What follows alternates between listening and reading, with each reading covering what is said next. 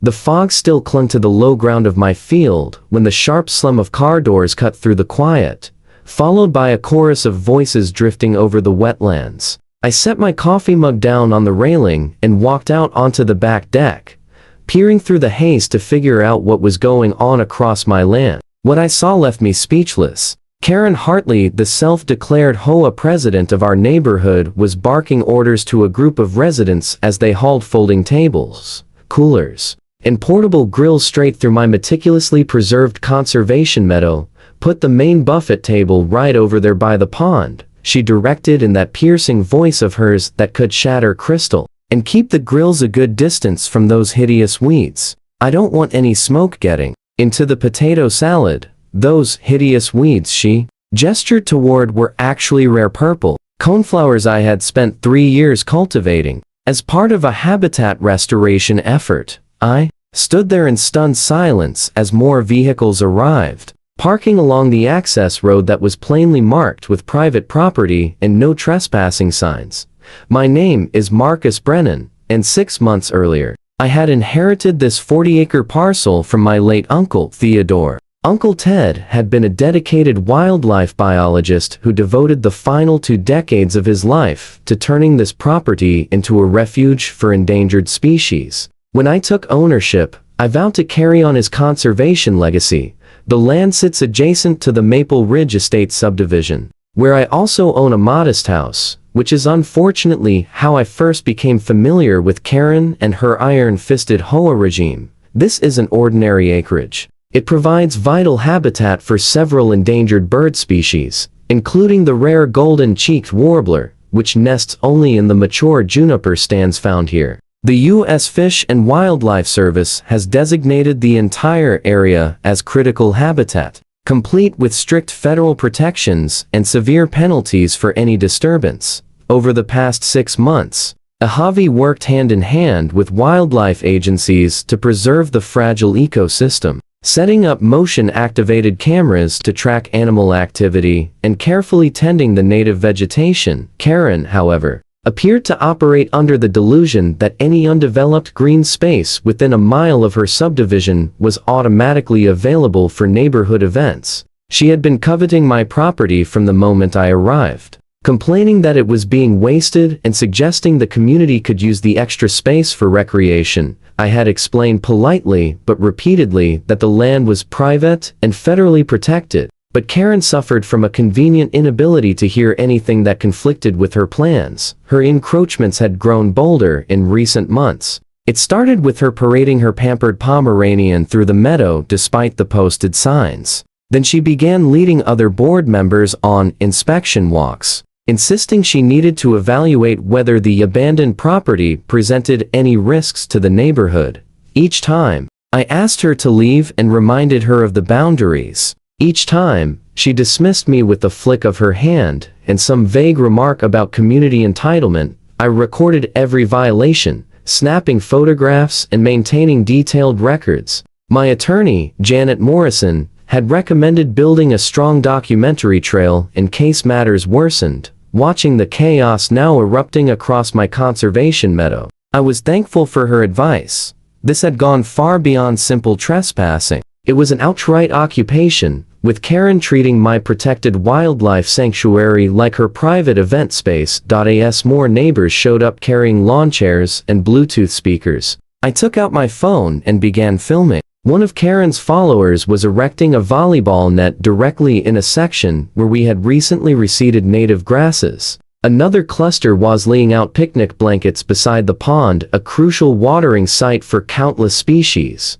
Worst of all were the children running around with butterfly nets, chasing birds while their parents encouraged them as if this were some wholesome outdoor playground. "Excuse me," I shouted, striding down toward the growing crowd. "This is private property. Everyone needs to pack up and leave right now." Karen spun around to face me, her immaculate blonde bob remaining perfectly in place despite the breeze. She wore her standard outfit, crisp khaki capris, a coral polo emblazoned with the HOA emblem, and her usual look of chronic displeasure.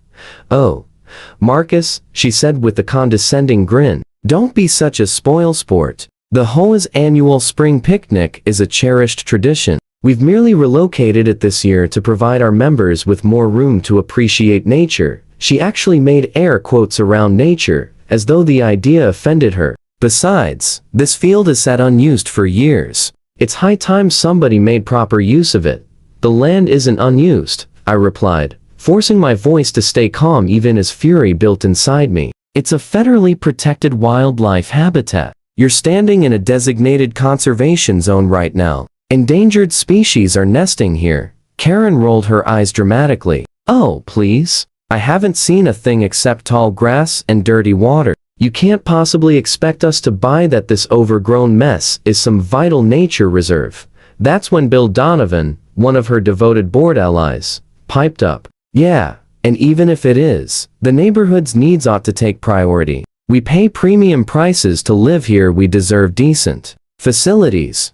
I recognize Bill as the same man who had fined me last month for unauthorized wildlife after a rabbit family dug a burrow near my fence line.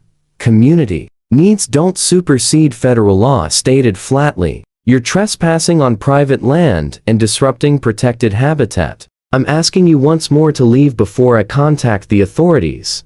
Karen's phony smile twisted into her more familiar mask of righteous indignation. You wouldn't dare destroy our picnic. Do you have any clue how much effort went into organizing this? We have 150 members coming. The caterers are due any moment. Caterers? I echoed, incredulous. You actually hired caterers for an unauthorized picnic on my property? She flicked her hand as if swatting away a fly. Don't be so theatrical, Marcus. We're only borrowing a bit of empty land for a couple of hours. No real damage done. Actually, you ought to thank us for sprucing the place up. Our being here might even frighten off some of those rats and birds you're so fixated on.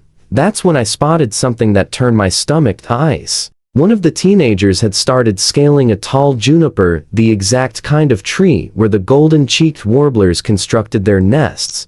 Get down from there immediately, I yelled, but the boy only grinned and climbed higher, his buddies cheering him on from below.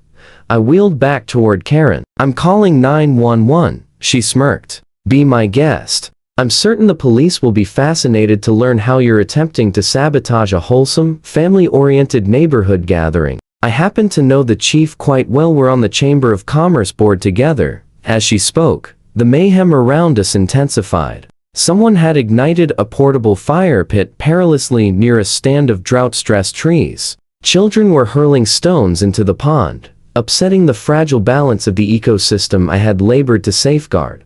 I moved a few steps away and dialed 911, calmly describing the trespass and destruction to the dispatcher. Then I phoned Amanda Chen, my primary contact at the U.S. Fish and Wildlife Service. She picked up on the second ring. Marcus? What's going on? Her tone sharpened instantly. She knew I wouldn't disturb her on a Saturday morning without good reason. We've got a major problem, I said, eyeing a man who had just emptied a cooler full of ice straight into the pond. The HOA has decided to host their picnic on the protected property. There are well over 100 people here, and they're inflicting serious harm to the habitat.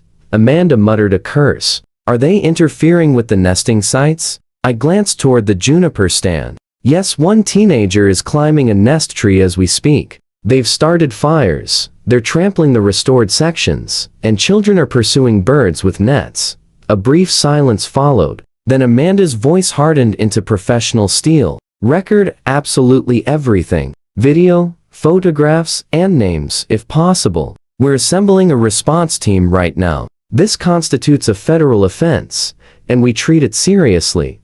I ended the call, switched my phone to video, and began methodically capturing the wreckage. The teenager had made it to the upper branches of the juniper and was vigorously shaking them, while his friends howled with laughter below. A woman was plucking the rare wildflowers to fashion a centerpiece for the buffet table. Children were jabbing sticks into the brush, likely tormenting some innocent snake or lizard desperate to flee the uproar. But the undisputed centerpiece of my footage was Karen. She paraded about like royalty, orchestrating table arrangements, striking poses for pictures, and proclaiming at top volume how the HOA was injecting vitality into this dismal, neglected expanse. At one point, she even delivered an impromptu address on the virtues of community engagement and proactive leadership. Utterly blind to the staggering hypocrisy, the local police arrived first to patrol cars easing onto the access road. I greeted them at the boundary and laid out the facts, presenting my deed and the federal habitat designation documents I now kept handy in my truck.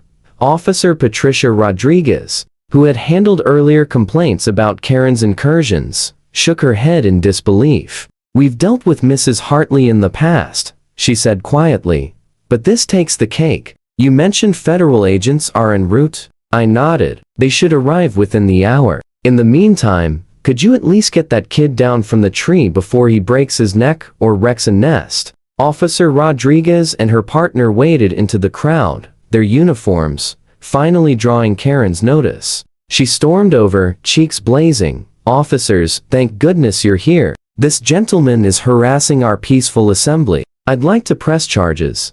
"Ma'am," Officer Rodriguez replied with measured calm, "you're trespassing on private property. This parcel is federally designated protected habitat. You and everyone else must vacate the premises at once." Karen's mouth gapped open and shut in rapid succession. "That can't be right. This is neighborhood land. We've used it for extra parking for years." That explained the mysterious tire ruts I'd noticed near the road. "Do you have any proof of permission to be here?" the officer pressed. Karen blustered. "Proof? It's common knowledge. Everyone understands this is essentially part of the HOA Commons." She spun toward her supporters, who were now observing the exchange with growing unease. "Tell them, Bill. Explain how we've always treated this as community property." Bill, evidently wiser than his earlier bravado suggested, edged backward. "Well, we kind of assumed it, but I suppose we never officially confirmed ownership." His hesitation rippled through the group, like a shark sighting. Suddenly, many HOA members discovered an urgent need to fold chairs and gather coolers. Then the true reinforcements appeared. 3 black SUVs bearing government plates rolled in, and Amanda Chen emerged with her team of federal wildlife agents. They wore tactical vests emblazoned with U.S. Fish and Wildlife Service across the back, their faces set in grim determination. Amanda scanned the field with the seasoned gaze of someone who had witnessed far too many ecological crimes, her expression darkening as she took in the smoldering fire pit and the children still pestering wildlife. "I am Special Agent Chen with the U.S. Fish and Wildlife Service," she declared, her voice projecting effortlessly across the meadow. "This area is federally protected critical habitat under the Endangered Species Act. Every person present is presently violating federal law. Cease all activities immediately and prepare to present identification." The festive mood vanished quicker than mist under a hot sun. Parents snatched up their kids, yanking them away from the chaotic games. The teenager up in the juniper scrambled down in a frantic rush, nearly losing his footing on the way. Karen, though, refused to concede. She strode straight toward Amanda, chin lifted defiantly, hands planted firmly on her hips.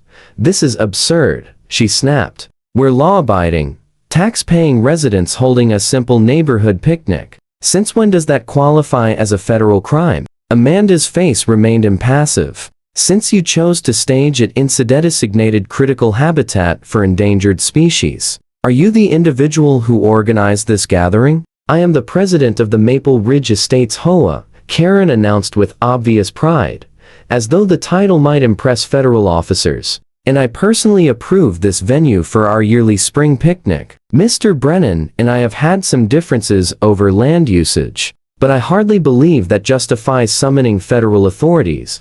Amanda retrieved a tablet and started entering information. "So you're confirming that you planned and authorized this event on protected federal land without obtaining permission?" For the first time, a shadow of doubt crossed Karen's features. "Well, we assumed the property was vacant and available." Her words faltered as she caught sight of an agent capturing images of the ravaged wildflower patches. Another was meticulously recording the dangerous closeness of the fire pit to the safeguarded trees. A third agent trained a high-resolution camera on the juniper the boy had scaled.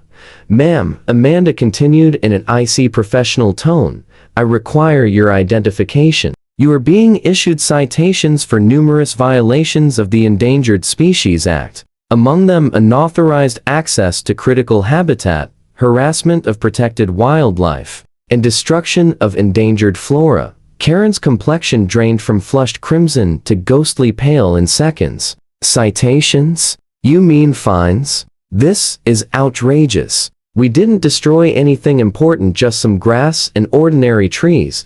Then one of the agents shouted from the juniper stand. Agent Chen, we've located a demolished nest, consistent with golden-cheeked warbler materials. Recent disturbance.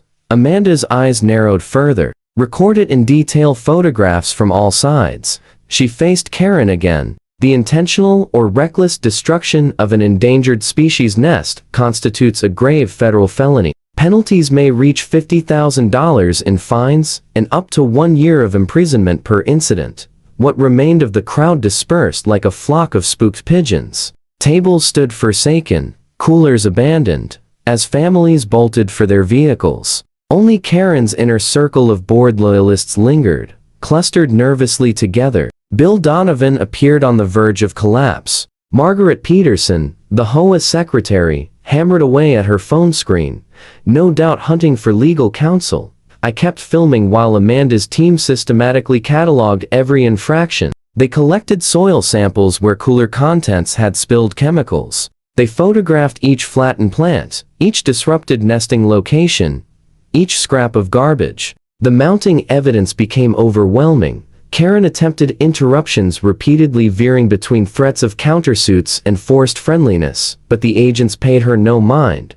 Eventually, Amanda walked over to me, tablet in hand. Mr. Brennan, I'll need a complete formal statement regarding today's incident, plus any prior trespassing occurrences, over the next 20 minutes. I recounted Karen's progressive boundary violations, the initial dog walks, the so-called inspection visits, culminating in this massive takeover. Amanda listened intently, interjecting only for clarification or more specifics. We'll require copies of your entire documentation, she stated when I concluded. Videos, photographs, emails, everything. Given the scale of damage, the deliberate ignoring of warnings, and the involvement of children in wildlife disturbance, this will become a major enforcement action with multiple federal charges. Karen, standing near enough to hear, finally seemed to comprehend the seriousness. Multiple charges? But I didn't realize how could I know about some obscure bird regulation. Amanda regarded her with thinly veiled contempt. Ignorance is not an excuse under the law, particularly when the property displays clear federal signage. Furthermore, Mr. Brennan reports having personally warned you repeatedly about the protected designation. Is that accurate? Karen's lips moved soundlessly. For perhaps the first moment ever, she was utterly speechless. The agents continued their work for another 2 hours, logging destruction and collecting statements from all participants. Parents grew visibly panicked upon learning they could face liability for their children's actions. The teenager who had climbed the tree wept openly as his mother and father absorbed the possibility of federal charges against their son for nest destruction. By the time the sun climbed high overhead, the full scope of devastation emerged. The restoration zones I had nurtured for months lay ruined and compacted. The pond's sensitive balance suffered from litter and contaminants. 3 verified nest locations were either disturbed or obliterated. Years of dedicated conservation warders in one morning, by unchecked arrogance. Amanda convened her team for a closing evaluation. The tally of offenses was extensive: unlawful entry into critical habitat, harassment of endangered animals, destruction of protected plants, damage to active nesting sites, and introduction of pollutants into safeguarded waters. And since Karen had orchestrated and advertised the event, she faced supplementary counts of conspiracy and inducement of others to break federal statutes. Mrs. Hartley, Amanda declared officially, you are hereby served with multiple citations pursuant to the Endangered Species Act. A federal court summons will follow within 30 days. Considering the documented damage and your central organizing role, You are potentially liable for fines surpassing $200,000 and imprisonment of up to 1 year per destroyed nest. Karen's knees gave way. Bill and another board member lunged to steady her before she collapsed. $200,000, she murmured in shock. Federal prison. But it was only a picnic.